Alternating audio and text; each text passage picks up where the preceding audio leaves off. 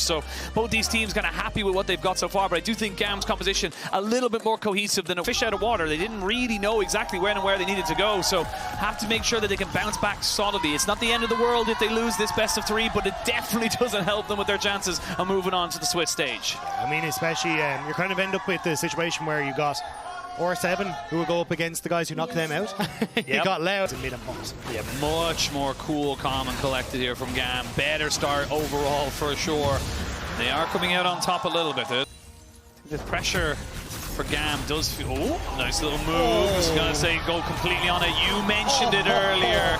They wanted to punish the flashless crocodile, and Croc does just that beautiful there from Robbo.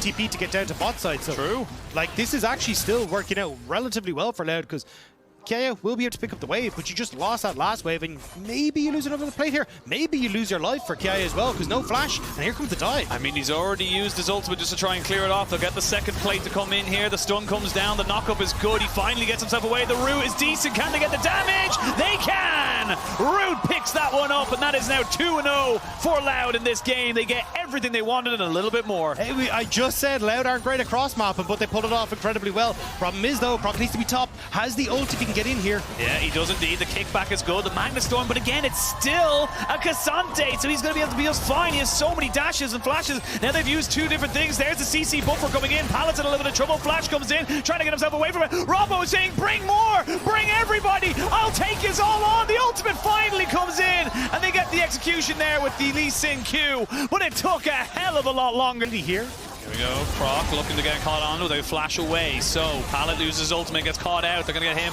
right up on top of the wall. He's nowhere to go, and he is taken out, but they've taken down the jungler as well. The all-out comes in to bring the renekton right back into the hands of the xayah as she tries to put down the feathers to get this damage down. A flash away from Kiaya gets him out of that fight, but you've lost your jungler now on the side of Loud. They need to try and push this mid lane, but I don't think GAM are going to let them do it for free. Levi still has, I think they can burn this. Actually, maybe not. TP from tinowns as well. Rout really wants to get in here. He got in, he gets himself division right there as well. They're going to try and jump straight on top of the leesin. The flash kick is good, but it's not good enough. Tries to see if he can move away. Excuse me, he uses flashes there. Only got him right behind on the ward hop. And now the Dragon is taking so much damage. There's a bit of a charm onto Robbo, but he's taking so much damage, he's going to get taken out. That is the question. Slayder wants to go for something right now, but it's going to be so difficult. It's a little bit of a strange situation. There's going to be the strike breaker. As you can see, Croc goes a little bit too far forward. These 80 carries are the ones that are trying to be set up for success, as these odd bars are so low. Levi lands the Sonic Wave, but doesn't want to overcommit to it, but important. Looking for xayah here. Root might have overextended. Yeah, definitely has overextended. The cleanse ain't going to do anything. Going to have to probably flash as well, but honestly, once he got caught out there, I think the cleanse and the flash are useless, and unfortunately for Loud, might be picking up his shoe by the end of this, but Loud now starting to move in. Sorry, flip-flop, yes, but now Loud starting to move in. Levi in a good position. Keep your eyes on Pallet. Actually going to come back over the wall. I thought he was going to try and keep that position. Yeah, you got TP wards available as Kiaya kind of comes in from the mid lane. You're going to see now if Robbo can keep him going, but never mind. They're going to try and fully commit here onto the renekton and get his ultimate out of him. The paranoia does mean that there's no real re-engage to come out of this one here. Kiaya taking a lot of damage here and will eventually be taken out. They did get the Dragon on the side of GAM, but can they get out with their lives? That is the question. Robbo feeling empowered and confident gets kicked right the way back because he wants nothing to do with this team, and Levi ward tops over, so Dragon goes over to GAM, kill to Loud. Yeah, Loud though, they're trying to see if they can maybe move into position here to just keep them pushed out. Actually going to continue to chase this. I wasn't sure if they were just trying to look for the mid tier 2 instead, but they did find a pick. Kati's getting a lot of damage onto him. He does have the spirit, doesn't have the spirit rush, I should say, and that means he's going to be going down, so that's 2 kills. That change. Just control this mid lane. They don't want to go for too much, and that's what I was saying. You got to be careful of those feathers. The xayah so scarily, deceptive with the way she works. I think they're trying to keep an eye for Robbo. Oh, Pallet missed it! Pallet missed it!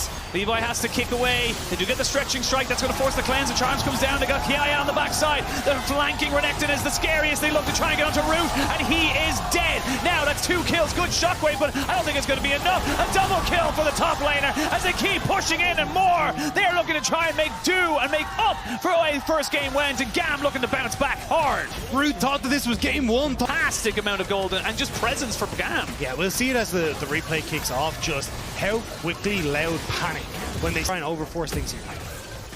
No need to overforce, no need to get too antsy. But like I said, in that last fight, the panic that kind of set in. But oh, here we go. They're looking for a little bit of a move here onto the Kaisa, and they will find her. Can they get anyone more? That's the question. The TP's come in, but a 2 kill for none. You said for GAM to not be antsy, but Loud didn't allow them to be. Robo, how have you done this twice?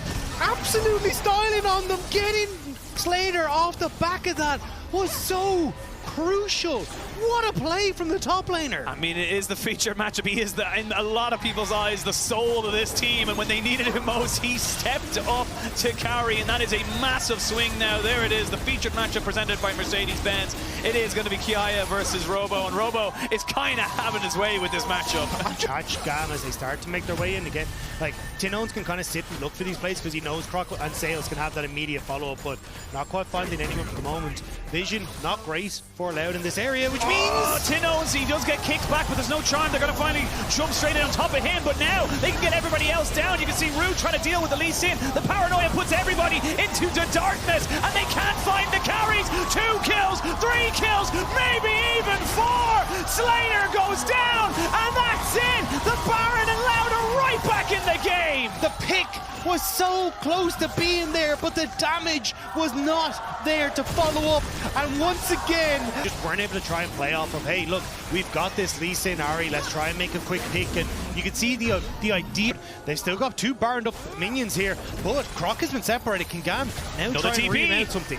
You know what? If it's so nice, you try it twice. Let's go for it. They're going to try and see if they get Kai on the backside. He pops the dominance to see if they can burn him down. There's the good kick. The shockwave comes in. Slayder tries to do the damage, but the feathers do go flying. No Root to come out. Slayder does get the stopwatch off finally. They're jumping onto Root, but Root has a stopwatch of his own. Kati goes down to Robo on the backside of this one. Immediately turns his target onto the other carry of GAM, and should be able to slice him down. He was the featured matchup. He was the man we love to be the king, and he is doing just that. A triple kill for Robo as a CB LOL roar into the World Championship. He's not quite done. He wants to best a little bit more time, but he's not got the damage now. He's finally done on his all out, but they may still look for more. Robo was the chosen one. He was the one we said to watch the day. And in game 2, when Loud were down, we said they were out. Robo stood tall and said, come at me, Kiaya. What you got? They said you got the high ground, but it does not matter because Robo, still taking a lot of damage, finally gets the Gargoyle Stone Plate. He's going to get another dominance. That is the second dominance in this fight. And finally the shutdown comes on the Robo, but he is not the carry for the minute. Kaya does get a double kill, and GAM survive, but it is literally that word, survive. Yeah, he's got an elixir of iron, so he's doing even more there. There's going to be the cam. So goes in, stolen! Nicely done by Levi, the king of objective steals. He will give his life. The soul of the Baron, they'll just get the Baron. So this is the issue there. And look, Levi, the fact, and with Baron still up for another minute, they are putting in some serious work. The paranoia comes out to stop any kind of re-engage, as they do eventually jump here straight onto the renekton. Kiaya in no man's land. He flashes, but he's feared anyway. He was left in the dark, and now he will be shut down by himself, alone and isolated, and now without the renekton to put any kind of real pressure down. Robo doesn't have a problem with this. He'll tank this all day long. He doesn't care what they throw at him. In fact, he might just turn around and say, take the tower, I'll tank it. Yeah, they're just going to be able to continue to push in. This is going to be the 3rd inhibitor turret dropped. Loud going to start to rotate up towards this top side, it looks like, to take the last inhibitor, escort these minion waves in the mid lane as well. tinowns is resetting. He wants the TP. Loud want to end it here. Yeah, Loud want to end it, but you can see there, GAM know if they let anyone go back, they're in so much trouble. There you go, the reset's coming in. Death cap, I imagine, to be finished. There it is, coming out from tinowns. The damage is insane now from this Orianna. The scaling has been hit. Robo goes back and TP's right back in just to pick up an elixir of iron. He doesn't even care about the fight. He wants the towers. They want the 2-0. They try to go for the kick, but Levi can't get there in time. He's feared, he's rooted, and he is killed. 2 kills going over to Loud. Not only will they get 2 kills, they'll get the 2-0, and Loud will be continuing on in the upper bracket. It will be GAM to go down to the losers.